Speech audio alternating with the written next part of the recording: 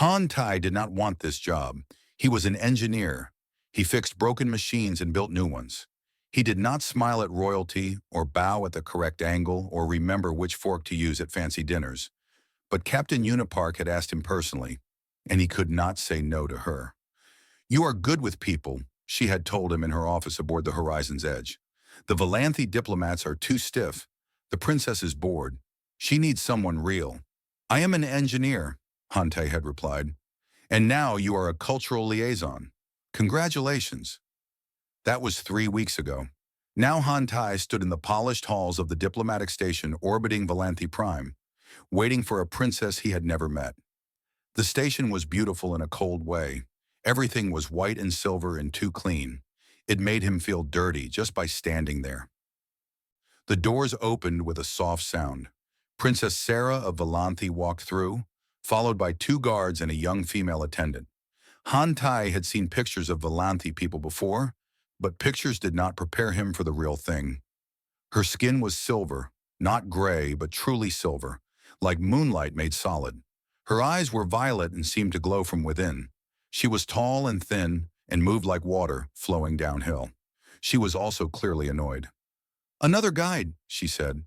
Her voice was musical but flat with boredom. "How wonderful. Tell me, human, will you also explain the history of every door we pass? Will you recite poetry about our alliance while I pretend to care?" Hante blinked. He had expected many things. Rudeness was not one of them. "No," he said simply. The princess stopped walking. Her violet eyes fixed on him with sudden interest. "No, I am an engineer. I do not know poetry. I do not know the history of doors. I can tell you how the doors work if you want. The magnetic seals are quite interesting." For a moment, the princess just stared at him. Then she laughed. It was a short laugh, surprised out of her, and she covered her mouth as if embarrassed. "Magnetic seals," she repeated. "You are strange, human. What is your name?" "Hantai. Hantai, you will walk with me today. Try not to bore me." She walked past him, and Hantai had no choice but to follow. The first week was difficult. Princess Sarah asked strange questions and made stranger comments. She wanted to know why humans ate with metal sticks. She wanted to know why human music was so loud. She wanted to know why Hante's uniform had a small patch sewn on the sleeve that did not match the others. "My mother made it," Hante explained. "She said I needed something from home." "Your mother sewed this herself? With her own hands?" "Yes." "How primitive." But Sarah touched the patch gently, her silver fingers tracing the simple flower design. "How, dear." On the 8th day, there was a ceremonial dinner. All the important people were there. Diplomats and nobles and military officers filled a great hall decorated with flowers from 12 different worlds. Hantai stood near the wall, uncomfortable in his formal uniform, watching Princess Sarah smile politely at people she clearly did not like. The dinner went wrong almost immediately. A human diplomat named Mr. Beck gave a toast. He used an old Earth phrase, "May our friendship grow like a mighty oak." He did not know that in Valanthi culture, oak trees were symbols of death. They planted them on graves. The room went silent. Valanthi nobles exchanged dark looks. Mr. Beck stood frozen, not understanding what he had done wrong. Hantai moved without thinking. He stepped forward and raised his own glass. "Forgive my colleague," he said loudly. "On Earth, oak trees live for 1,000 years. They survive storms and fires and droughts. Mr. Beck meant that our friendship will be strong and lasting. But I understand this was poorly chosen. So let me offer a different toast." He paused, thinking quickly. "On Earth, we have a flower called the cherry blossom. It blooms for only a few days each year. But in those days, people travel from everywhere to see it. They sit beneath the trees and share food and make memories. The flower is brief, but the joy it brings lasts forever. May our alliance be like the cherry blossom. May it bring joy that outlasts time." He drank from his glass. For a terrible moment, no one moved. Then Princess Sarah raised her glass and drank. One by one, the Valanthi nobles followed. The tension slowly faded. After the dinner, Hante tried to disappear into the crowd. He had spoken out of turn. He would probably be reassigned or worse, but a hand caught his sleeve. He turned to find Princess Sarah standing very close to him. Cherry blossoms, she said softly. You saved the evening with flowers. I caused trouble. I should not have spoken. You spoke truth. That is rare in this place. She studied his face with those glowing eyes. You will continue as my guide. Hantai, I will accept no other. Princess, I am not qualified for. I do not care about qualifications. I care about honesty. You have it. Others do not. She released his sleeve and stepped back. Tomorrow you will show me the station gardens. I hear there is a fountain there. The fountain is broken, Princess. It has been broken for weeks. Sarah smiled. It was the first real smile he had seen from her. Then you will fix it while I watch. I want to see what humans do with their hands. She walked away before he could argue. The next morning, Hantai found himself lying on his back beneath an alien fountain, while Princess Sarah sat on a nearby bench. Her attendant Kira stood at a respectful distance, looking deeply confused by the whole situation. What is that tool? Sarah asked, leaning forward. A wrench. What does it do? It turns things. That is all? It only turns things? Hantai smiled despite himself. Sometimes the simplest tools are the most important. This wrench was my father's. He taught me that any problem can be solved if you find the right angle. He worked in silence for a while. Sarah watched without speaking. The fountain's problem was a blocked valve, nothing complicated. But as he cleaned and adjusted and tested, he forgot about the princess. He forgot about politics and treaties and the weight of two civilizations. There was only the machine and the puzzle and the satisfaction of making broken things whole again. Water burst from the fountain with a cheerful sound. Hante stood up, wiping his hands on his uniform. There, he said, fixed. Sarah was staring at him. Her expression was strange, soft in a way he had not seen before. You build things, she said quietly to Kira, though her eyes never left Hantai. He uses his hands to build and fix and create. How extraordinary. Hantai did not understand why this mattered so much. In Valanthi culture, nobility never worked with their hands. Physical labor was beneath them.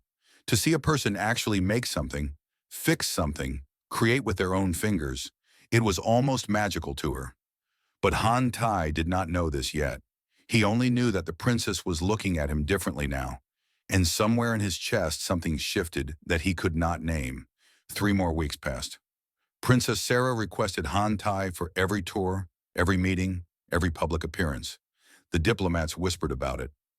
Captain Yuna called Hantai to her office twice to ask if everything was appropriate. He assured her it was. The princess simply wanted honest company. Nothing more. But Hantai was beginning to wonder if that was true. Sarah asked him questions no one else asked. She wanted to know about his family, his childhood, his dreams. She wanted to know what made humans laugh and cry and fight.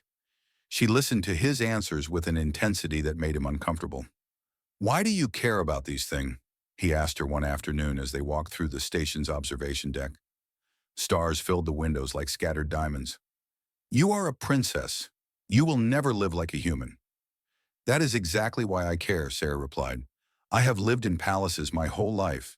I have been surrounded by people who say what I want to hear. But you tell me the truth. You show me what is real. That is more valuable than any treasure. Hantai did not know how to respond to that. The formal banquet came on a cold evening. This was not like the previous dinners. This was a celebration of the treaty's progress. Important figures from both sides filled the great hall. Emperor Rin himself was present, watching from a raised platform with eyes that missed nothing. Hantai stood near the back, trying to stay invisible. He was not important enough to sit at the main tables. He was only here because Sarah had insisted. Lord Mavic spoke first. He was a tall Valanthi noble with sharp features and cold eyes. He had opposed the human alliance from the beginning, and everyone knew it. We gather to celebrate progress, Mavic said, his voice smooth like oil. But I must ask a simple question. What exactly are we gaining from this alliance? The humans are young. Their civilization is barely a breath old compared to ours. They live such short lives, 70 years? 80? We live for 500. What can such brief creatures possibly offer us? Murmurs rippled through the crowd. The human diplomats shifted uncomfortably. They are emotional, Mavic continued. They make decisions based on feelings rather than logic. They fight wars over ideas. They destroy their own planet with their carelessness. And we are supposed to call them equals? More murmurs. Some of the Valanthi nobles nodded in agreement. Han Tai felt something hot rise in his chest. He knew he should stay quiet. He knew he was not a diplomat, but the words came before he could stop them. May I speak? The hall went silent. Everyone turned to look at the human engineer standing in the back. Lord Mavic's eyes narrowed with contempt. This is a formal gathering, Mavic said. Who are you to address it? My name is Han Tai. I am no one important, but you asked what humans can offer. I would like to answer. Emperor Rin raised one silver hand. Let him speak. I am curious. Han Tai walked forward. His heart was beating so hard he thought everyone could hear it. He stopped in the center of the hall, surrounded by alien nobles and human diplomats who all looked equally horrified. You are right, Han Tai said to Lord Mavic. We are young. We live brief lives. We make mistakes. We feel too much. He paused. My grandmother was born during a great war. Bombs fell on her city. Her home was destroyed. Her family was scattered. She was only 7 years old. The hall was completely silent now. After the war, she had nothing. No home, no money, no hope. But she found broken wood in the ruins and built a small shelter with her own hands. She found seeds and planted a garden in the ashes. She survived winter with no heat and summer with no water. And when the city was finally rebuilt, she opened a small restaurant. She fed people for 40 years. She raised 3 children. She taught me that worth is not measured in centuries. It is measured in what you choose to protect. Hante looked directly at Lord Mavic. Yes, we live short lives. That is why every moment matters to us. Yes, we feel deeply. That is why we love fiercely and fight hard for what we believe. You think our emotions make us weak.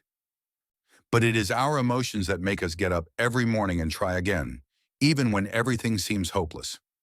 My grandmother had every reason to give up. She did not. That is what humans offer. Not technology, not resources.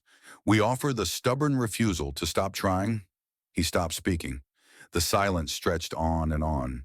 Then someone began to clap. It was a slow, deliberate sound. Everyone turned to see Princess Sarah rising from her seat, her violet eyes bright with something that looked like tears. Other Valanthi began to clap, then the humans. Soon the whole hall was filled with applause. Lord Mavic's face twisted with anger, but he said nothing. Emperor Rin watched Han Tai with an expression no one could read. After the banquet, Han Tai tried to leave quickly. He had said too much. He had embarrassed himself and probably his entire species. But a guard stopped him at the door. Princess Sarah requests your presence in her private quarters. Han Tai's stomach dropped. Now? Now! He followed the guard through winding corridors until they reached a door marked with the royal symbol. The guard announced him and stepped aside. Sarah's quarters were beautiful and cold, like everything Valanthi. She stood by a window looking out at the stars. She did not turn when he entered. You should not have spoken tonight, she said. I know, I apologize. Do not apologize. She turned to face him. It was the most honest thing I have ever heard in that hall. My father was impressed. Even the nobles who hate humans were moved. Hante said nothing. He did not know what to say. Sarah walked toward him slowly. She stopped very close, close enough that he could see the small lights in her violet eyes. I have made a decision, she said. I have thought about it for many days. I have considered all the consequences, and I am certain. Certain about what? I wish to wed you, Hantai of Earth. The words hit him like cold water. He stared at her, unable to speak. Wed, he finally managed. You want to wed me? Yes, it would be a great alliance. Human and Valanthi joined by blood. It would strengthen the treaty and show both our peoples that unity is possible. Hante's heart was racing, but not with joy. He understood now. This was politics. This was strategy. She wanted to use him as a symbol. I can't wed you, he said softly. Sarah's eyes widened. No one had ever refused her anything. You cannot, or you will not. Both. Hante took a breath. Princess, I respect you. I enjoy our time together, but I will not be a political tool. I will not stand beside you at ceremonies and smile while people use our faces to sell their treaties. That is not marriage. That is performance. He expected anger. He expected cold royal fury. Instead, Sarah smiled. It was a slow, warm smile that transformed her whole face. Then I will marry you instead, she said. Hantai frowned. Is that not the same thing? No. Sarah reached out and took his hand. Her silver fingers were cool against his skin. In your language, perhaps they are the same, but in mine, they are very different. To wed is to make a political bond. It is cold. It is duty. But to marry, that is the sacred word. It means a joining of souls. It means choosing someone freely, with your whole heart. It cannot be forced or arranged. It can only be offered.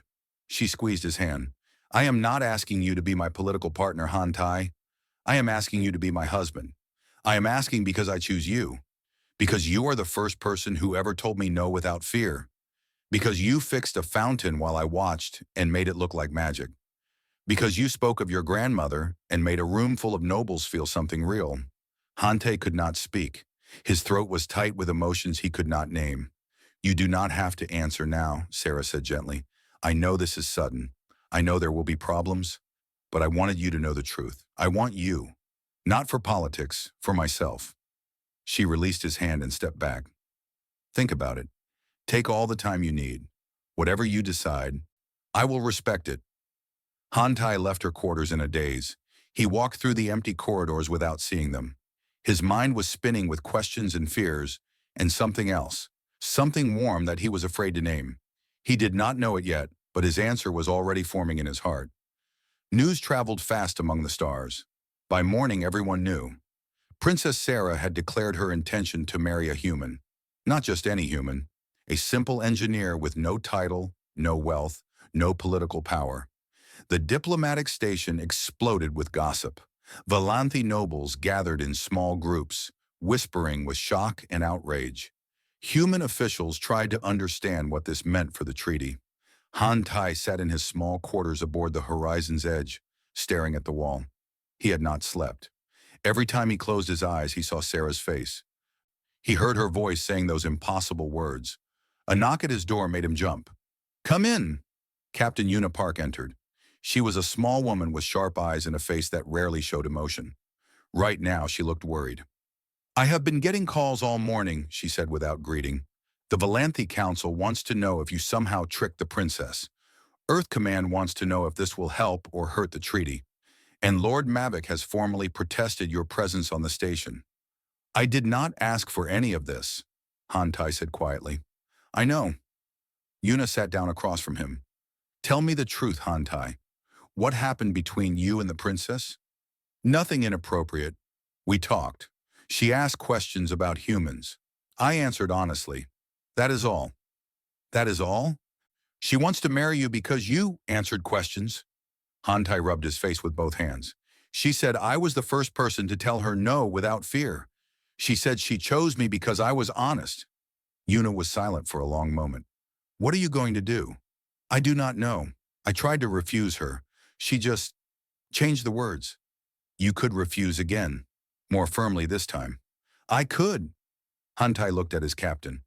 But I am not sure I want to. Una's eyes widened slightly. You have feelings for her? I do not know what I have. I know that when I am with her, I feel like myself. I know that she makes me laugh. I know that she looks at me like I matter, not for what I can do, but for who I am. He shook his head. Is that love? I honestly do not know. Una stood up. Be careful, Hantai. This is bigger than feelings.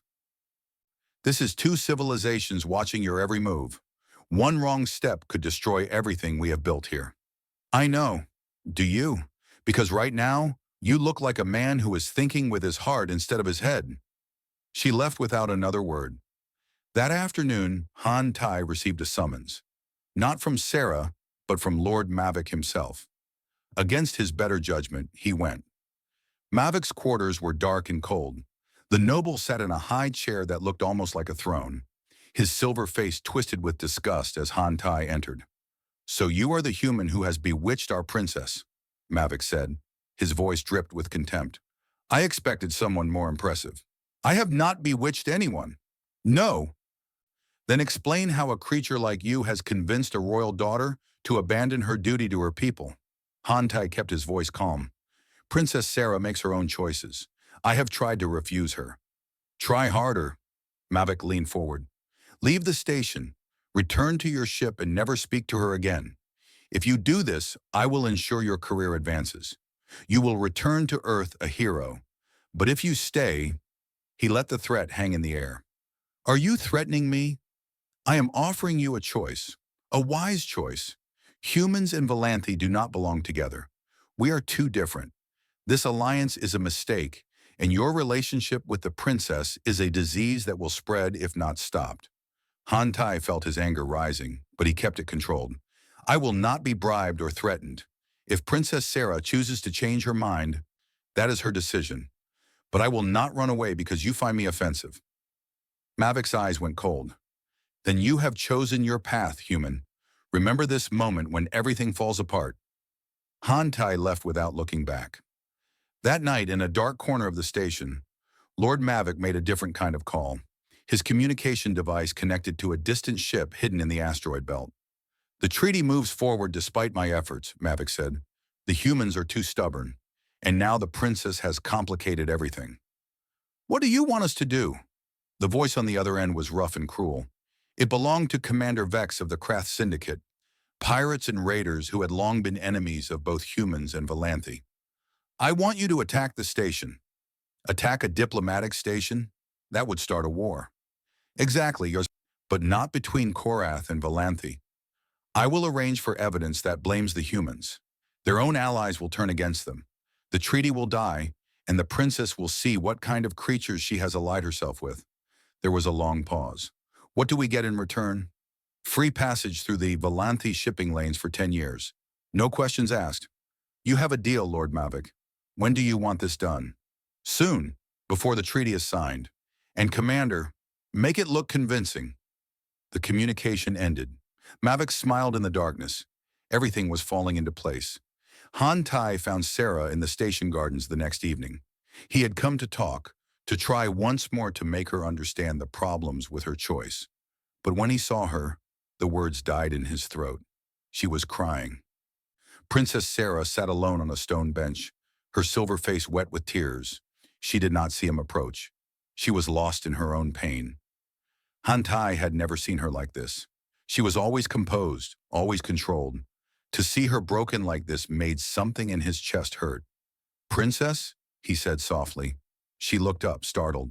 For a moment she seemed about to hide her tears, to rebuild her walls. But then she just shook her head. Do not call me that, not now.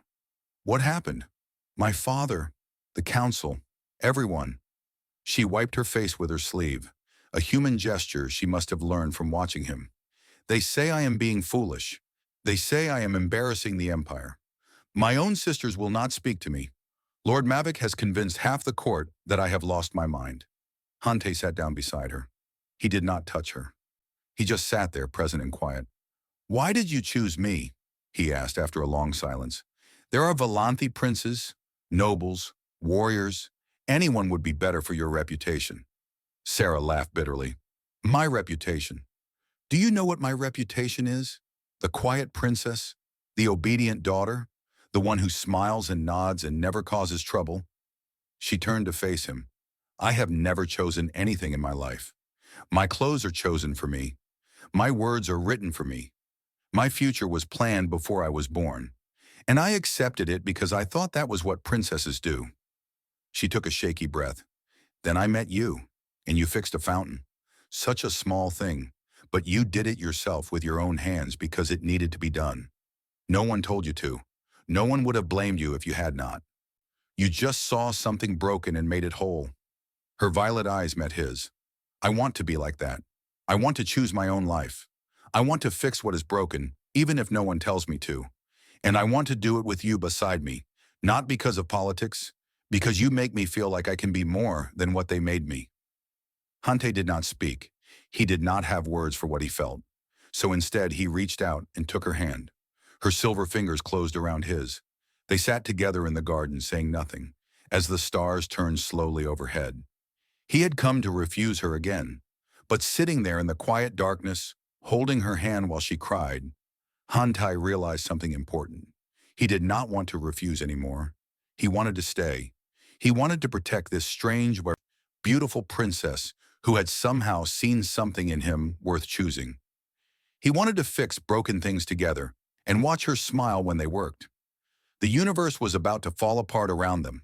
But in that moment, holding her hand in the garden, Han-Tai felt at peace. Han-Tai was in the engineering section when the first explosion shook the station. Alarms screamed to life. Red lights flashed across every corridor. Through the windows, he saw ships approaching.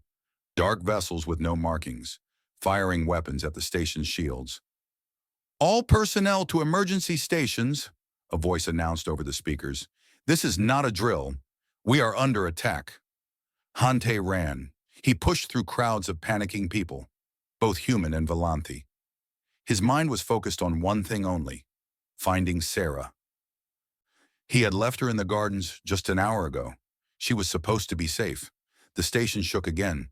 A section of ceiling collapsed somewhere behind him. The lights flickered and died, replaced by dim emergency lighting. His communication device buzzed. It was Dr. Su Jin, the ship's physician. "Han-Tai, where are you?" "Engineering section, heading to the royal quarters. The shields are failing. Someone sabotaged them from inside. We have maybe 20 minutes before the station is overrun." "Where is the princess?" "I do not know. Communications are down across half the station." Han-Tai ran faster. He found Sarah near the gardens, exactly where he had feared. Raiders had already breached this section. She was trapped in a corridor with Kira and two Volanthi guards. One guard was down, bleeding silver blood on the white floor. The other was fighting three raiders at once. Han-Tai did not think. He grabbed a metal pipe from a broken wall and charged. The first raider did not see him coming. Han-Tai hit him across the back of the head, and he went down hard. The second raider turned, surprised, and the Volanthi guard used the distraction to disarm him. The third raider ran. "Han-Tai!" Sarah rushed to him, her eyes wide with fear and relief. "You should not be here. It is too dangerous." "That is exactly why I am here." He looked at the fallen guard. "Can he be moved?" "No." The surviving guard shook his head. "He is dying. We cannot carry him." Han-Tai knelt beside the wounded Volanthi. The guard's eyes were cloudy, but he was still breathing. "Go," the guard whispered. "Protect the princess. That is what matters." Han-Tai did not want to leave him.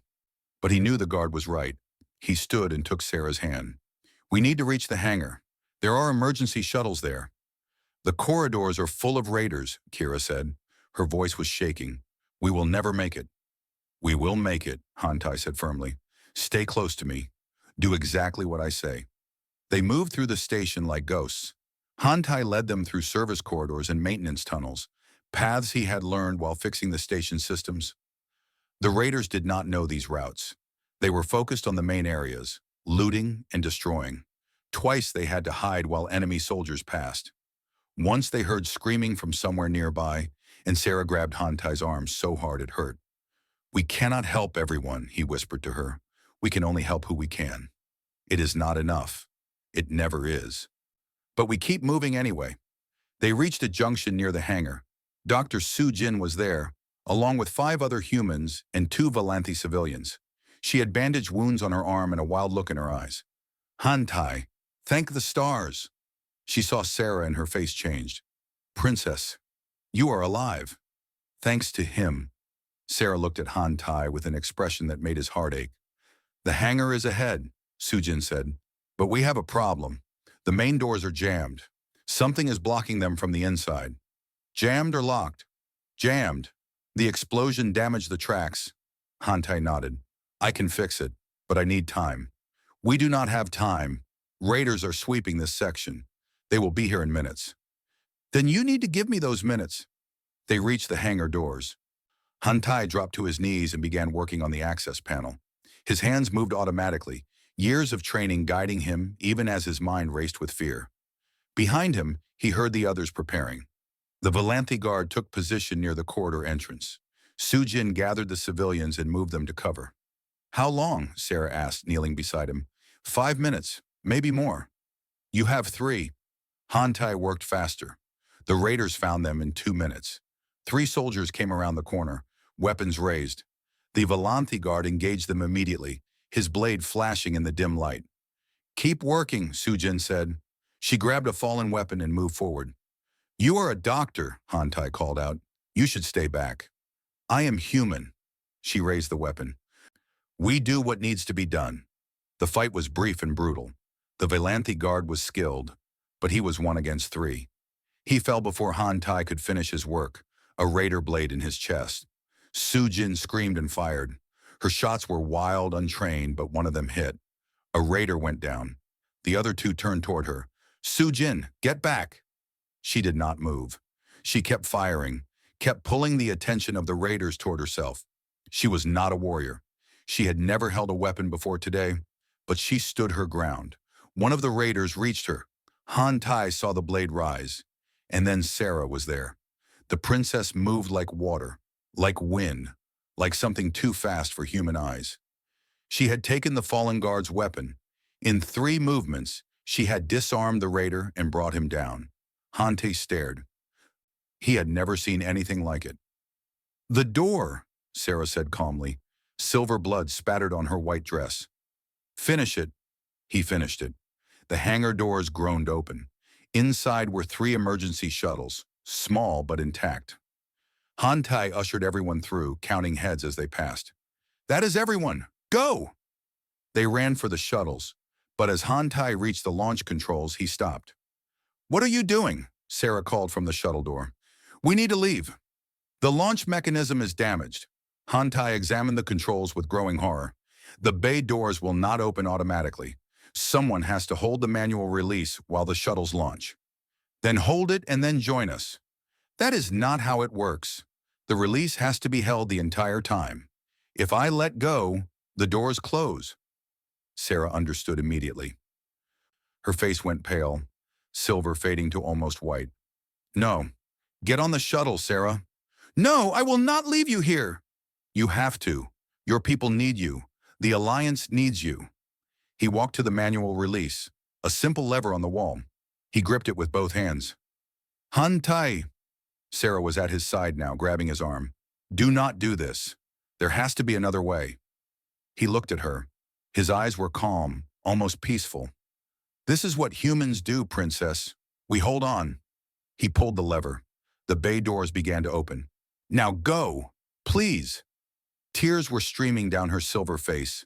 She kissed him then, quick and desperate, her lips cool against his. "If you die, I will never forgive you." She ran to the shuttle. The engines fired. One by one, the 3 small ships rose and shot through the opening doors. Hantai held the lever. His arms screamed with pain. The station was shaking itself apart around him. The shuttles cleared the bay. He let go. The doors slammed shut. The station groaned. Something exploded nearby. Hantai fell to his knees, too tired to run. He had done what he could. He had saved them. That was enough. The last thing he saw before darkness took him was the stars through a cracked window. The same stars he and Sarah had watched together in the garden. He hoped she was watching them too. He opened his eyes slowly. Everything hurt. His body felt like it had been broken and put back together by someone who was not very good at puzzles. He was lying in a bed, not a ship bed or a station bed. This bed was soft, covered in silver silk that shimmered in the light. The room around him was large and beautiful, filled with strange flowers and gentle light. "You are awake." He turned his head. Sarah was sitting beside the bed, her violet eyes red from crying. She looked exhausted, like she had not slept in days. "Where am I?" His voice came out rough and broken. "The Imperial Palace, on Volanthi Prime." She reached out and touched his face gently. "You have been unconscious for 3 days. The doctors were not sure you would survive." "The others?" "Everyone made it. Dr. Sujin, Kira, all the civilians. They are safe because of you." Hantai closed his eyes. Relief washed through him like warm water. "What happened to me?" "When the station collapsed, a rescue team found you in the hangar bay. You were buried under debris. Your arm was broken in 2 places. You had burns on your back. You lost a lot of blood." Her voice cracked. "They said you should have died." "I am too stubborn to die." Sarah laughed. It was a weak, watery laugh, but it was real. Yes, yes you are. She took his hand and held it against her cheek. I thought I lost you, she whispered. I watched the station fall apart and I thought you were gone. I did not sleep. I did not eat. I just sat here and waited and prayed to gods I do not believe in. I am sorry. Do not apologize. Do not ever apologize for being brave. She kissed his hand. But if you ever do something like that again, I will kill you myself. Hantai smiled. Even that small movement hurt. Over the next few days, he healed. Valanthi medicine was advanced beyond anything humans had. His broken bones mended. His burns faded. His strength slowly returned. But he was not just recovering, he was also listening. The attack on the station had changed everything. At first, everyone blamed the Korath Syndicate. But as investigators looked deeper, they found things that did not make sense. How had the raiders known exactly when to attack? How had they known about the sabotage shields? How had they gotten past Valanthi's security so easily? The answers led to one name, Lord Mavic. Communications were recovered from the destroyed station. Messages between Mavic and the Korath commander, plans to frame humanity, promises of rewards. Everything was there, recorded and preserved. Lord Mavic was arrested on the 5th day. Han Tai was strong enough to attend the trial. He walked slowly, his body still weak, but he refused help. Sarah walked beside him, her hand in his. The court was filled with nobles and officials from both civilizations. Emperor Rin sat on his throne, his ancient face carved from stone. Captain Yuna Park stood with the human delegation. Everyone was watching. Lord Mavic stood in chains before the throne. His silver face was twisted with hate. You have admitted to contacting the Korath Syndicate, Emperor Rin said, his voice cold as ice. You have admitted to providing them with information about our station's defenses. You have admitted to planning the attack that killed 37 people. What do you have to say? Mavic lifted his chin. I did it to protect our people. The humans are a disease. They spread wherever they go, corrupting everything they touch. This princess thinks she loves one, but she is merely infected. The alliance is a mistake. History will prove me right. History will remember you as a traitor, Emperor Rin replied. A coward who murdered his own people because he was afraid of change. I am not afraid. I see clearly what others refuse to see. Humans are weak. They are fragile. They break so easily. They have nothing to offer us. Nothing. Hante did not plan to speak, but Mavic's words burned in his chest. May I address the court? Everyone turned to look at him. Emperor Rin studied the bandaged human for a long moment. You may. Hantai walked forward slowly. His legs were shaking, but he kept his back straight. Lord Mavic is right about one thing, he said. Humans are weak. We are fragile. We break easily. Murmurs rippled through the crowd. Sarah looked at him with worried eyes. Our bodies fail after 80 years. Our bones crack. Our skin tears. We cannot see in the dark like you can. We cannot survive the cold. We cannot live underwater or fly through space without machines to protect us. He stopped in front of Mavic. But you know what else breaks easily? Fire, wind, water, lightning. All the most powerful forces in the universe are fragile in their own way. Fire dies without fuel. Wind fades without heat. Water disappears under the sun. But these things still shape worlds. They still carve mountains and fill oceans. They still create and destroy. He turned to face the Emperor. You ask what humans have to offer? I will tell you. We offer our fragility. We know we are going to die. We feel it in our bones every single day. And because we know this, we love harder than any species in the galaxy. We protect what matters because we understand loss. We fight for strangers because we know that one day we will need strangers to fight for us. His voice grew stronger. Dr. Sujin is a doctor. She has never held a weapon in her life. But when the raiders came, she picked up a gun and stood between them and the people she was protecting. She did not do it because she was a warrior. She did it because she was human. Because that is what we do. We break ourselves to protect each other. He looked back at Mavic. You think our short lives make us worthless? but our short lives make us brave. We do not have centuries to wait for the right moment. We act now. We love now. We sacrifice now, because tomorrow is never promised. The court was silent. That is what humans offer the galaxy. Not power, not technology. We offer the lesson that strength is not about being unbreakable.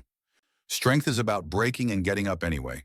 Strength is about holding a lever while a station falls apart because someone you love needs to escape. Strength is about feeling everything, fear and love and pain, and still moving forward. He turned to the Emperor one last time. Humanity is young. We make mistakes. We feel too much, but we also hope too much. We dream too much. We love too much. And history has shown, again and again, that too much love is how impossible things become possible. He stepped back. His legs nearly gave out, but Sarah was there, holding him up. Emperor Rin was silent for a long moment. Then he looked at his daughter. You have chosen strangely, daughter. Sarah lifted her chin. Her violet eyes burned with pride. I have chosen well. The Emperor almost smiled. Almost. Lord Mavic, he said, turning back to the traitor, you are guilty of treason, murder, and crimes against both our peoples. The sentence is death. You will be executed at dawn. Mavic's face went pale. He opened his mouth to speak, but guards dragged him away before he could say another word. The trial was over. That night, Han Tai stood on a balcony in the Imperial Palace, looking out at the alien city below. Valanthe Prime was beautiful in a strange way. The buildings glowed with soft light. Flying vessels moved between towers like fireflies. Sarah found him there, alone with his thoughts. You spoke well today, she said, standing beside him. I spoke the truth. That is why you spoke well. She took his hand. My father respects you now. He will never say it out loud, but I saw it in his eyes. Does that mean he accepts us? Sarah smiled. He has agreed to give us his blessing. The ceremony will be in 1 month. Han Tai turned to look at her. Ceremony? The marriage ceremony, unless you have changed your mind. He stared at her, this strange, beautiful alien princess who had turned his entire life upside down. A month ago, he was just an engineer. Now he was going to marry royalty. It should have been terrifying. Instead, it felt right. I have not changed my mind, he said, but there is still a lot to figure out. Where will we live? What will I do? How will... Sarah silenced him with a kiss. We will figure it out together, she said against his lips. That is what humans do, yes? They hold on and keep trying? Han Tai smiled. That is what humans do. They stayed on the balcony until the stars came out, watching the alien sky and dreaming of a future neither of them could quite imagine. But for the first time, that future felt possible. There were meetings and negotiations and endless ceremonies. The treaty between humanity and the Valanthe Empire was finalized at last. Two civilizations, once strangers, were now allies. The documents were signed in a great hall filled with representatives from both worlds. Captain Unipark signed for humanity. Emperor Rin signed for the Valanthe. But beneath all the politics, something else was happening. A smaller ceremony, a more personal one. Han Tai was going to marry Princess Sarah. The news had spread across both civilizations. Some people celebrated, others protested. Many simply watched with curiosity, wondering what this strange union would mean for the future. Han Tai tried not to think about all of that. He had enough to worry about. There is a ceremony before the wedding, Sarah told him one evening, 3 days before the event. They were walking in the palace gardens, a place that had become their sanctuary. It is called the Soul Gift. Soul Gift? Yes. In Valanthe tradition, the one who proposes must offer a gift that represents their soul, their essence, who they truly are. She paused. Nobles usually give rare jewels or ancient artifacts, something of great value. Han Tai felt his stomach drop. I do not have jewels or artifacts. I know. What am I supposed to give? Sarah smiled gently. The soul gift is not about wealth, Han Tai. It is about truth. The gift must mean something to you. It must show who you are. A poor farmer once gave his bride a handful of seeds from his father's field. It is still considered one of the most beautiful soul gifts in our history. Seeds? They represented his family, his work, his hope for the future. The meaning was what mattered. Hante thought about this for a long time. That night, he went to his quarters and opened his travel bag. He had not unpacked much since coming to Volanthi Prime. Most of his belongings were still on the horizon's edge. But there was one thing he had kept with him always: a small wooden box. His grandmother had made it herself 60 years ago. The wood was worn smooth from decades of handling. Small flowers were carved into the lid, cherry blossoms, simple and beautiful. His grandmother had given it to his mother, who had given it to him. "Take this when you go to the stars," his mother had said, "so you remember where you came from." Inside the box was a single seed, a cherry blossom seed from the tree in his grandmother's garden. The tree had been there since before the war, before the bombs, before everything. It had survived when nothing else did.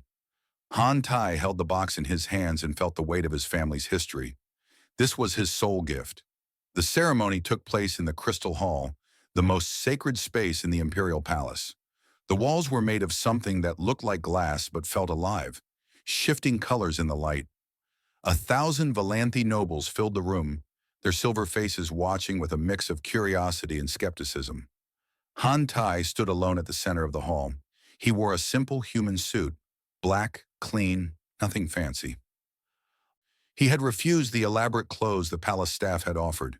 He would present himself as he was. Sarah sat on a raised platform beside her father. She wore a white gown that seemed to flow like water, her violet eyes fixed on Han Tai. Emperor Rin spoke first. "We gather for the soul gift ceremony. The human Han Tai has declared his intention to marry Princess Sarah of the House of Rin.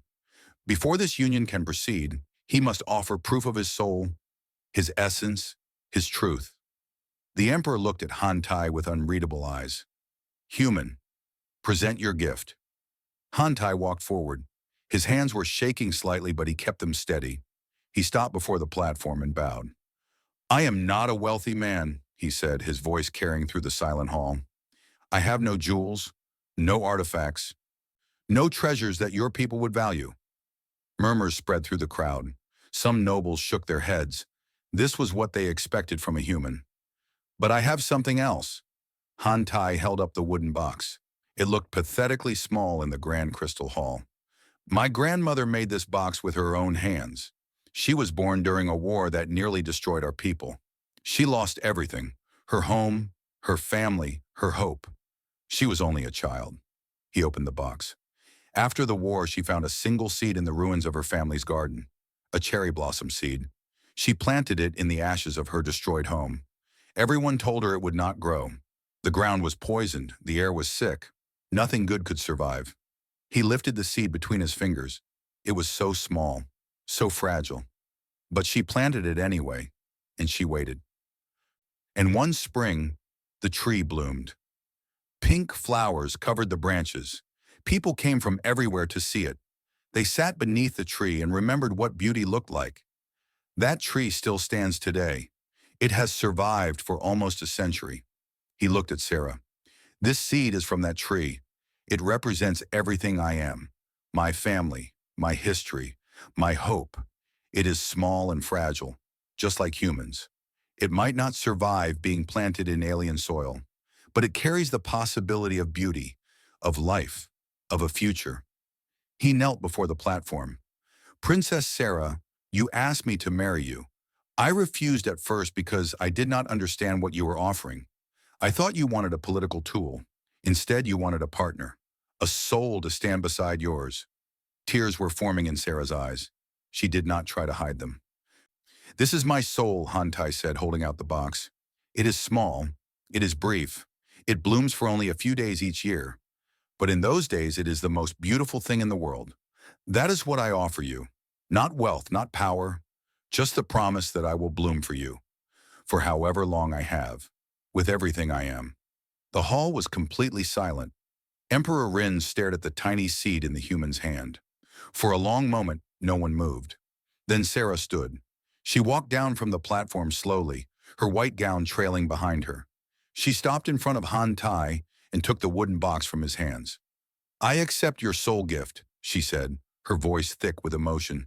I accept your family, your history, your hope. She pressed the box to her heart. I accept you, Han Tai of Earth. With all my soul. She helped him stand. Then she kissed him, right there in front of the emperor and all the nobles of the Volanthi Empire. Some gasped, others smiled. Emperor Rin watched his daughter kiss the human. His face was unreadable.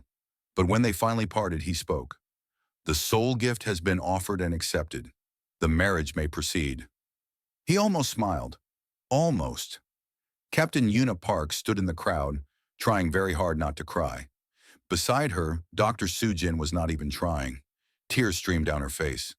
He actually did it, Sujin whispered. That ridiculous man actually did it. He gave her a seed, Yuna replied quietly. He gave a princess of an alien empire a seed from his grandmother's garden. And she accepted it. Yes, she did. Yuna smiled despite herself. Humans, she said. We do love to surprise people. The nobles were still murmuring as the crowd began to disperse. Lord Mavik's supporters, those who had not been arrested, stood in silence. They had come expecting to see the human humiliated. Instead, they had witnessed something they could not explain. How could a seed be more valuable than jewels? How could a wooden box matter more than ancient artifacts? They did not understand, but Sarah understood. She held the box close and looked at Han Tai with eyes full of love. 3 days later, they would stand before the same crowd and speak the sacred words that would bind them together forever.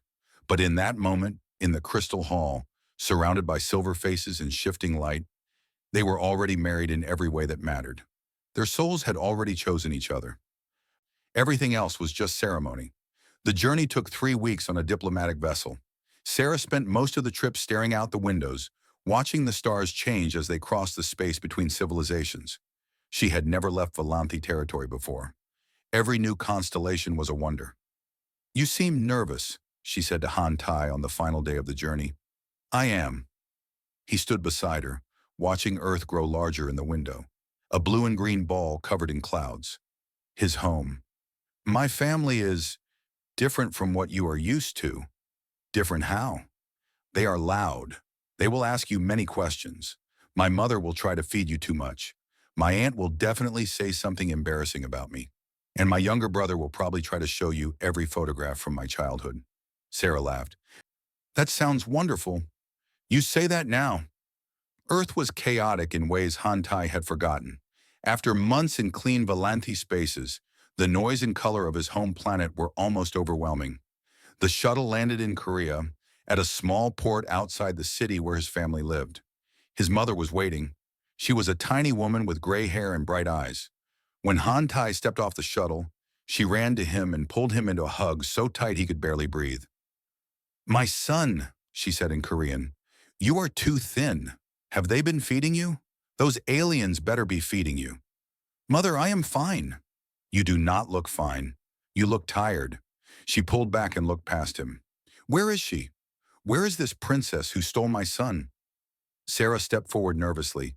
She had learned some Korean over the past months, but she was still awkward with the language. Hello, she said carefully. I am Sarah. It is nice to meet you. Han Tai's mother studied her. The silver skin, the violet eyes, the alien features. For a terrible moment, Han Tai was afraid his mother would reject her. Then the old woman smiled. You are beautiful, she said, and polite. Good. Come. I made food. She grabbed Sarah's hand and pulled her toward the transport vehicle, talking rapidly about the meal she had prepared. Sarah looked back at Han Tai with wide, confused eyes. He just smiled and followed. The family home was small by palace standards. 3 floors of old stone and wood, rebuilt after the war generations ago. The cherry tree stood in the garden behind the house, its branches full of pink blossoms. Han Tai had timed their visit perfectly. Spring was the best season. His family gathered to meet Sarah, his brother and his wife, his 2 young nieces, his aunt and uncle, his elderly grandfather, who sat in his chair and said very little, but watched everything with sharp eyes. They ate for hours. Han Tai's mother kept putting more food on Sarah's plate, ignoring her protests. You need strength, she insisted. Royal work is hard work. Eat. I have already eaten so much. More. Hantai's brother showed Sarah the childhood photographs, as predicted. Baby Hantai in the bath. Young Hantai crying on his first day of school. Teenage Hantai with an unfortunate haircut that made everyone laugh. He was very serious even as a child, his brother explained, always fixing things. Once he took apart our mother's cooking machine to see how it worked. She was very angry. I put it back together, Hantai protested. It never worked the same. Sarah laughed until her sides hurt. Later, after the meal, Hantai took her to the garden. The cherry tree stood in the center, its blossoms glowing soft pink in the evening light. Petals fell slowly around them, like gentle snow. This is it, Hantai said quietly. The tree from the seed I gave you. My grandmother planted it over 60 years ago. Sarah reached out and touched the rough bark. Her silver fingers traced the patterns in the wood. I planted your seed, she said, in the palace gardens. It will take years to grow, but I check on it every day. Does anything grow? A small stem, very small, but it is alive. She smiled. The gardeners said it should not survive in Valanthi soil. I told them it was stubborn, like the man who gave it to me. Hantai laughed softly. They sat beneath the tree as the sun set. His family had gone inside to give them privacy, though he could see his mother watching from the window. Your family is wonderful, Sarah said, leaning against his shoulder. So warm, so alive. They feel everything so deeply. They are too much sometimes. No, they are exactly right. She looked up at him. Is this what human families are like? All of them? Some, not all, but many. He put his arm around her. Is it very different from Valanthi families? Very different. Valanthi nobles do not touch each other casually. We do not laugh at old photographs. We do not feed guests until they cannot move. She smiled. I think I prefer the human way. They sat in comfortable silence for a while. Do you regret it? Hantai asked eventually. Regret what? Marrying me. You gave up a lot. Your position, your people's approval, a normal life. Sarah was quiet for a moment. Then she sat up and turned to face him. I gave up nothing, she said firmly. I traded a cage for freedom. I traded loneliness for love. I traded a position I never wanted for a life I chose myself. She took his hand. You asked me once why I chose you. I said it was because you were honest. Because you told me no without fear. That was true, but it was not the whole truth. What was the whole truth? I chose you because of the way you looked at the fountain. Hantai blinked. The fountain? The broken fountain in the station gardens. When you fixed it, you did not see a job. You saw a puzzle, a challenge, something that needed to be made whole again. And when the water came back, your face, she touched his cheek. You looked so happy, like a child discovering something wonderful for the first time. Her violet eyes shone in the fading light. I wanted to be that fountain. I wanted someone to look at me and see not a princess, not a prize, but something broken that could be made whole. Something worth fixing. Hantai felt his throat tighten. You were never broken, Sarah. I was. I am. We all are, in our own ways. She leaned closer. But with you, I believe I can be whole. And I hope you feel the same way with me. He kissed her then, beneath the cherry blossoms, in the garden his grandmother had planted in the ashes of destruction. Above them, the stars were beginning to appear. Countless worlds, countless possibilities.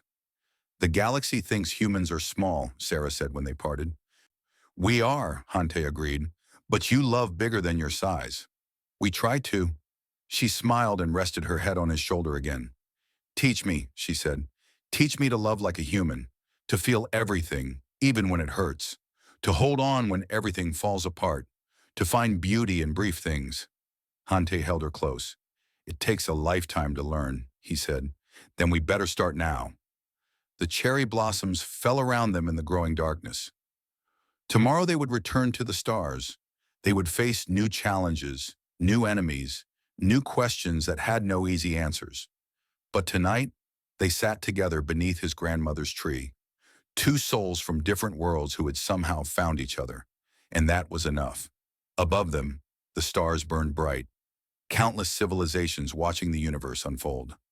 Among them, for the first time in history, A human stood as family to the Volanthi Empire, a symbol of what was possible when different peoples chose to love instead of fear. The treaty between humanity and the Volanthi was signed and sealed, but the real agreement had been made in a garden with a wooden box and a single seed. The agreement that said, we choose each other, we hold on, we bloom. In the palace gardens on Volanthi Prime, a small cherry blossom stem reached toward an alien sun. It was stubborn, it was beautiful, it was hope, and one day it would bloom.